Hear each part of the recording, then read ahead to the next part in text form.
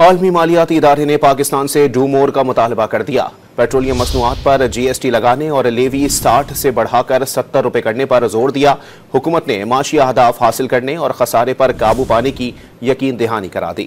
ملکی معیشت کا جائزہ لینے کے لیے پاکستان اور آئی ایم ایف کے مذاکرات جاری ہیں۔